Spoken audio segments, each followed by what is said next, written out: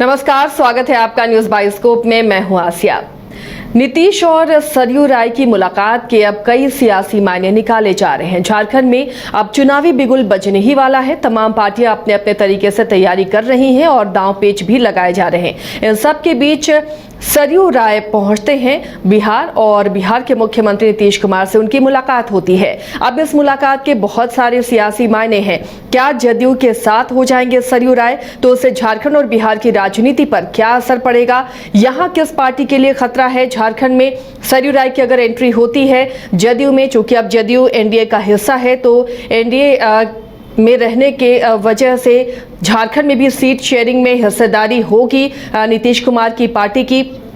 तो जब हिस्सेदारी होगी तो ये खतरा एनडीए में किसके लिए? क्या आजसू को यहाँ पर खतरा महसूस करने की जरूरत है?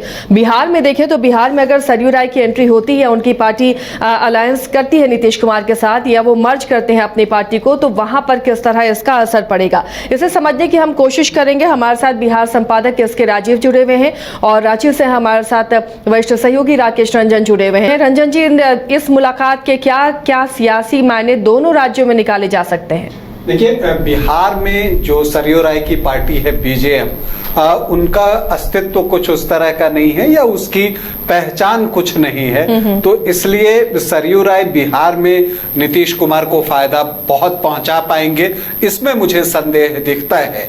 लेकिन नीतीश कुमार की पार्टी यहाँ पर जो अपना अस्तित्व खो चुकी है, उसे मजबूती जरूर मिल सकती है। जी, और इसे आप कह सकते हैं कि जो सरयू राय और मुख्यमंत्री नीतीश कुमार की मुलाकात हुई है, उसे आप इस तरह से भी देख सकती हैं कि ये एक प्रेशर पॉलिटिक्स के तहत इसे देखा जा सकता है। देखिए, जेडीयू चूंकि अब एनडीए का हिस्सा है और झारखंड में चुनाव होने वाले हैं विधानसभा के, तो वैसी परिस्थिति में जेडीयू चाहती है कि उसे भी गठबंधन के तहत कुछ सीटें मिली, और जो प्रदेश स्तर पर बैठकें हो रही हैं उसमें तकरीबन 10 से 12 सीटें जो है वो चिन्हित की गई हैं और उसे जो है केंद्रीय नेतृत्व को यहाँ का जेडीयू, झारखंड का जेडीयू भेजेगा और उम्मीद करेगा कि फिर उसमें से जो है वो बार्गेनिंग जो होती है, जो सीटों पर समझौता होता है, वो चला जाए। लेकिन जो सबसे बड़ा सवाल है कि बीजेपी झारखंड में कितनी सीटें जेडीयू को दे सकती हैं। हमने पास्ट में ये चीजें देखी हैं कि बीजेपी का बिहार में जेडीयू से गठबंधन रहा है, लेकिन कई अन्य राज्यों में नहीं रहता है और दोनों एक दूसरे के खिलाफ भी चुनाव लड़ते हुए अन्य राज्यों में दिखे हैं पास्ट में। इसी तरह से जब एक समय शिवसेना और बीजेपी का गठबंधन महाराष्ट्र में होता था, तब हमने ये देखा था कि बिहार या कई अन्य राज्यों में शिवसेना बीजेपी के खिलाफ भी चुनाव लड़ती थी। तो ये चीजें पहले से चली आ रही हैं। तो यहां पर चूंकि अभी बीजेपी को लोकसभा चुनाव में अपेक्षित सफलता नहीं मिली है, तो जेडीयू चाहेगी कि उस दबाव को बढ़ाकर उसके लिए जो कुछ एक सीटें अगर वो निकाल सके, यहां से 2-3 सीटें भी अगर उसे गठबंधन में मिल जाती है, तो उसके लिए जो एक रास्ता जो है वो ऑलमोस्ट बिहार तक सीमित हो गया है। इधर अगर आप देखें पूर्वी भारत में, तो उसे वो झारखंड में लेकर आए, चूंकि पूर्व में यहां पर जेडीयू से कई विधायक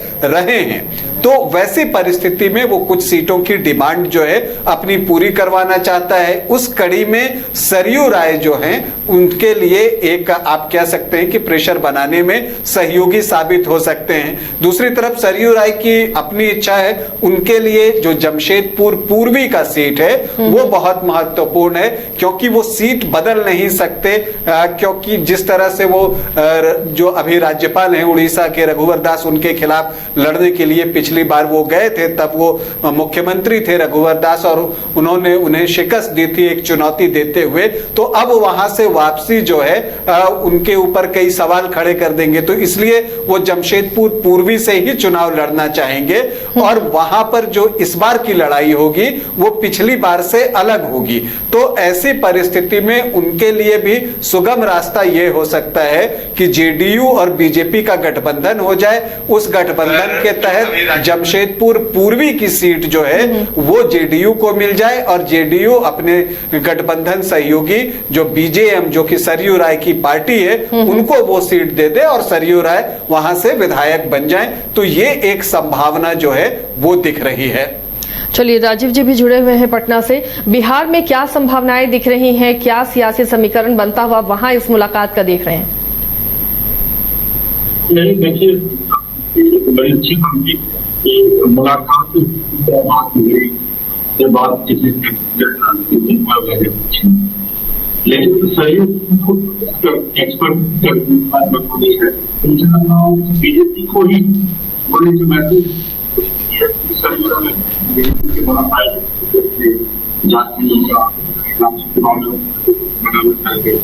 जिसका ही बता रहे थे इस तरीके से चुनाव हुई है और लगभग 2 घंटे तक महत्वपूर्ण बैठक हुई है। और इस बैठक में नीतीश कुमार के साथ साथ विजय चौधरी भी थे, आजाद गांधी थे।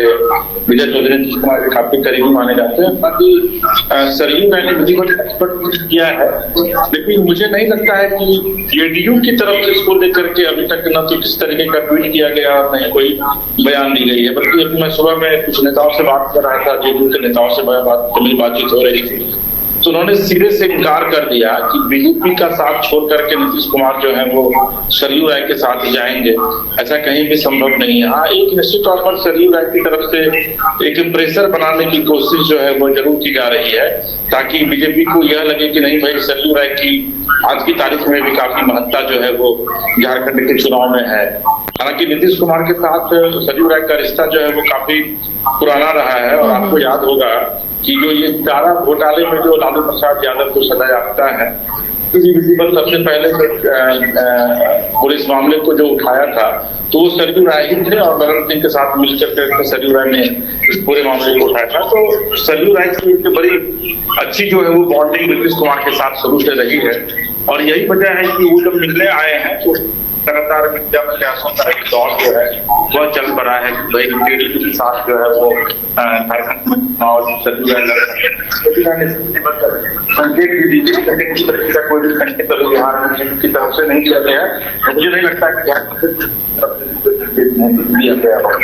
दूसरी जो महत्वपूर्ण बात है वो यह है कि चूंकि झारखंड में जेडीयू का कोई बहुत बड़ा ऐसा जनाधार नहीं है, न नीतीश कुमार का बहुत बड़ा जनाधार है और न ही जेडीयू जो है बहुत बड़ी कैडर पार्टी जो है वो झारखंड में है कि बीजेपी जो है वो चाहेगी कि नहीं भाई हम कॉम्प्रोमाइज करें। लेकिन नीतीश कुमार निश्चित तौर पर संजय झा को जब वो राष्ट्रीय कार्यकारी अध्यक्ष बनाए हैं, राष्ट्रीय अध्यक्ष तो वो खुद है, और जब मनीष वर्मा को वो साथ लाए हैं तो मनीष वर्मा जो पीसीबी की आज से 5 दिन पहले तो उन्होंने यह कहा था और संजय झा ने भी कहा था कि जदयू को किस तरीके से राष्ट्रीय स्तर की पार्टी बनाया जाए, किस तरीके से राष्ट्रीय स्तर पर दर्जा दिलवाया जाए इसको चुनाव आयोग में, इसके लिए पूरी निजाम से कोशिश जो है वो करेंगे। तो हो सकता है कि झारखंड में इस बार जेडीयू जो है वो अपनी किस्मत को आजमाए।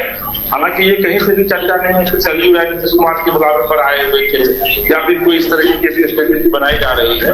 लेकिन जेडीयू झारखंड में चुनाव लड़ने की तैयारी में जुटेगी, जेडीयू झारखंड में चुनाव लड़ेगी, लेकिन जेडीयू क्या कभी नहीं चाहेगी कि जो एनडीए के महत्वपूर्ण घटक के दल के तौर पर अभी जेडीयू है और 2 मंत्री भी केंद्र सरकार में, बिहार में उनकी सरकार चल रही है, तो बीजेपी के साथ उनके रिश्तों में खटास है।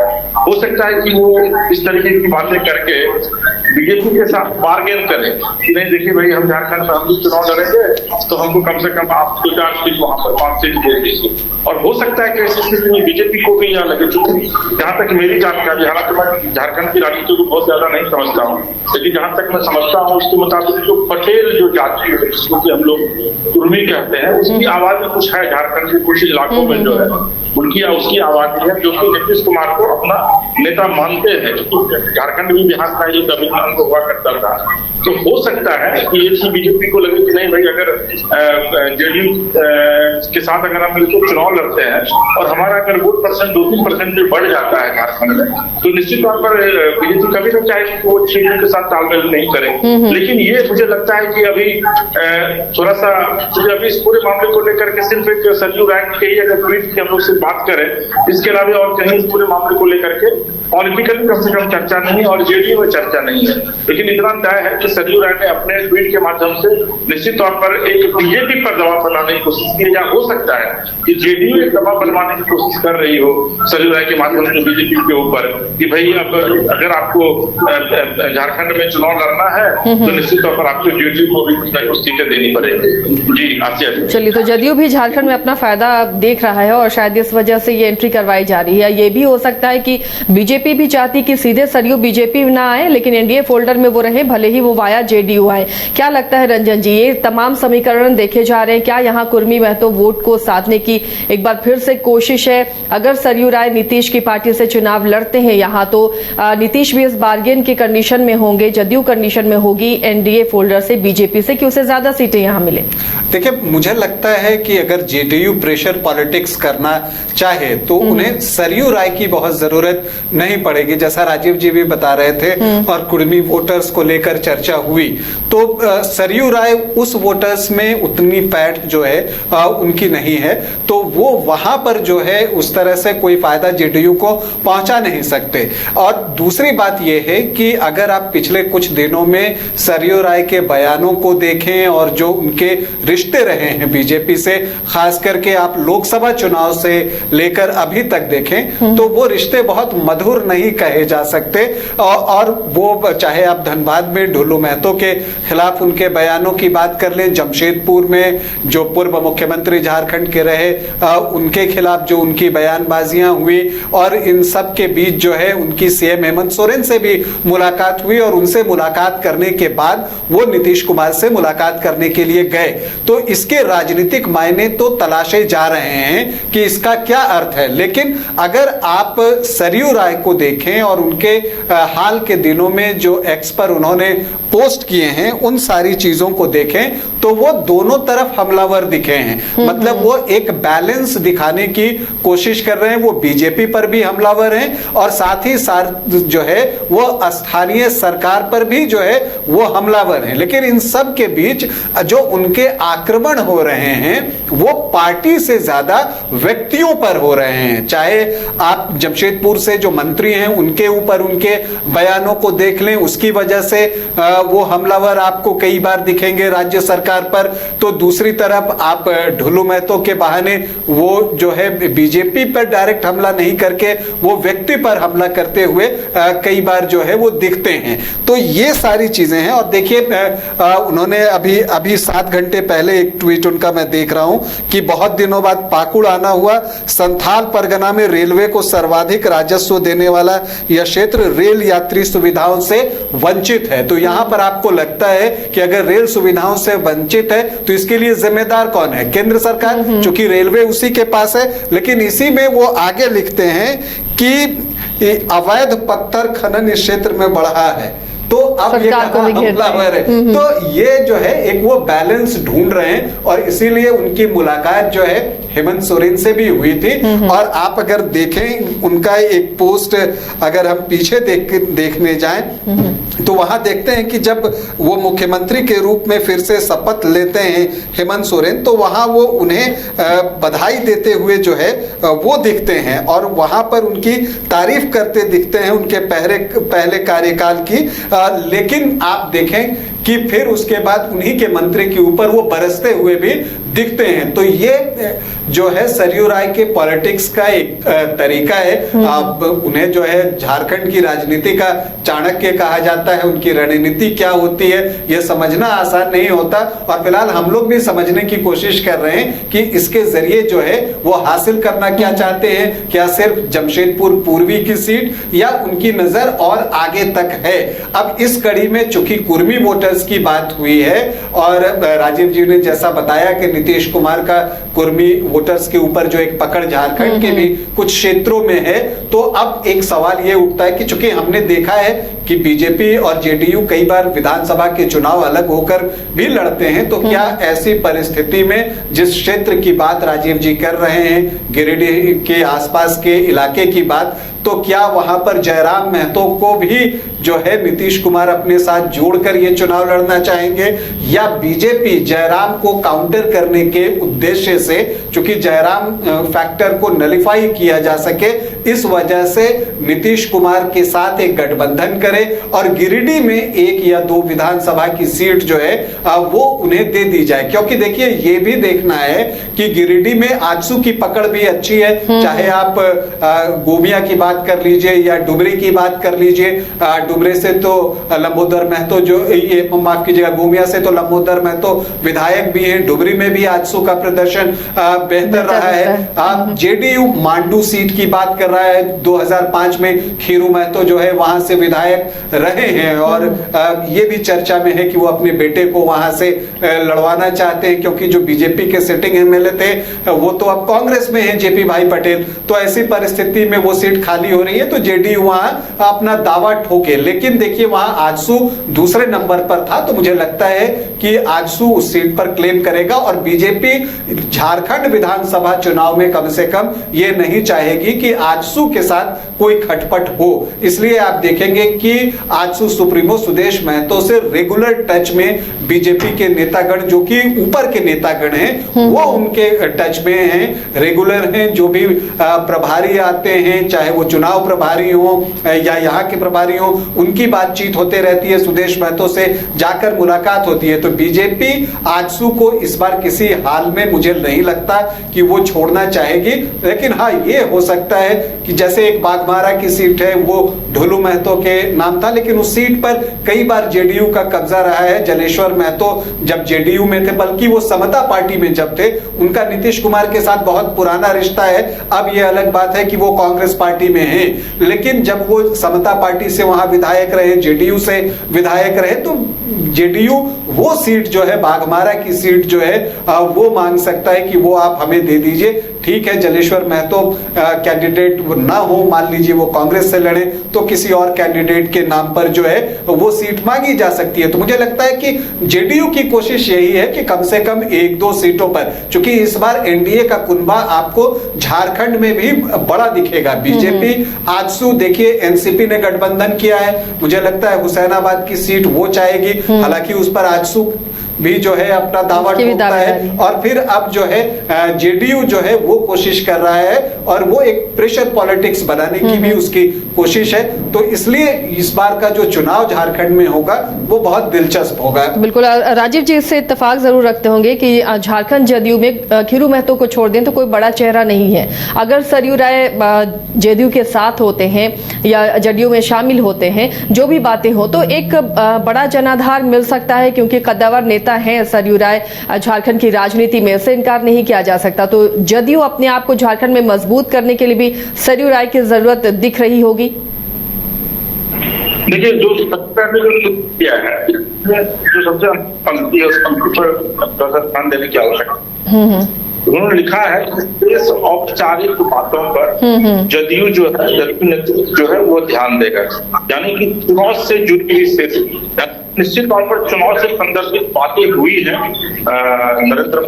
नीतीश कुमार और सरयू राय की।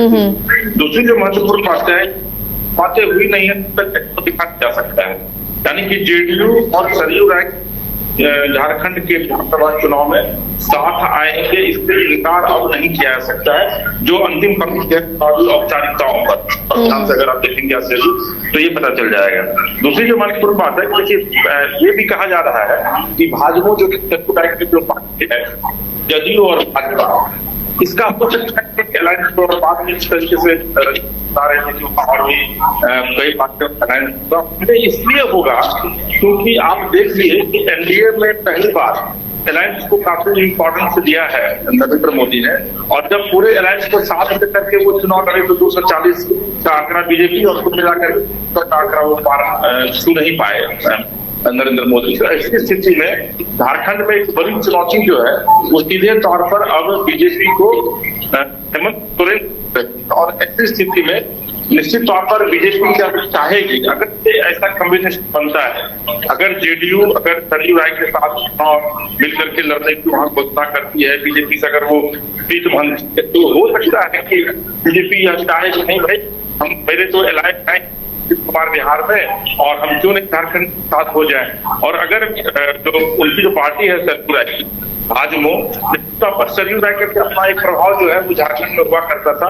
2005 में पहली बार वो चुनाव जीते, बन्ना गुप्ता से वहां वो चुनाव हारे, बीपी रघुवर दास को भी चुनाव हारे।